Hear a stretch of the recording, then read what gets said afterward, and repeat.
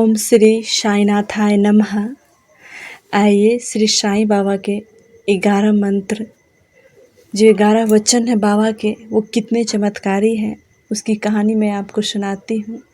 ये मेरी कहानी है और अभी अभी रिसेंटली ये घटना मेरे साथ घटित हुई है और इतना खूबसूरत ये कहानी है कि आप जब सुनोगे तो आपको लगेगा कि सच में हमारे देवाधिदेव ने ये जो 11 मंत्र हमें दे के गए हैं, ये मात्र एक वचन नहीं है।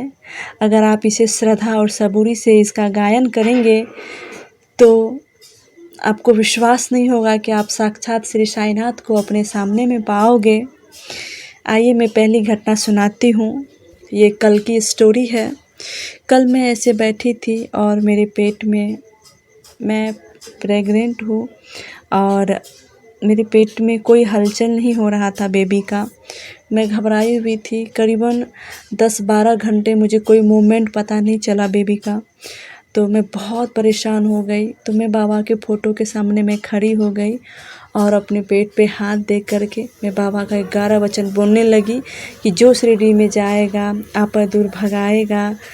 बाबा के जो भी मंत्र हैं 11 मैंने पूरा पढ़ा और तब तक मैं अपने पेट पे हाथ रखी और ऐसे मंत्र पढ़ के मैं अपना हाथ घुमा रही हूँ और मैं उसके बाद आके अपने बेड पे लेट गई।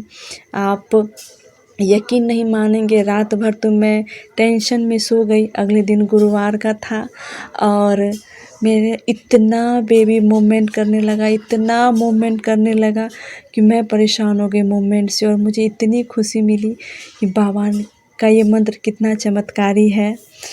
आइए फिर मैं तब से लेके अभी तक मूवमेंट बेबी का कम नहीं हुआ है, उतना ही है, उससे ज़्यादा है, जो मुझे बहुत अच्छा फील हो रहा। मेरी घबराहट को बाबा ने दूर किया है। आइए दूसरा मैं इस मंत्र का चमत्कारी घटना सुनाती हूँ।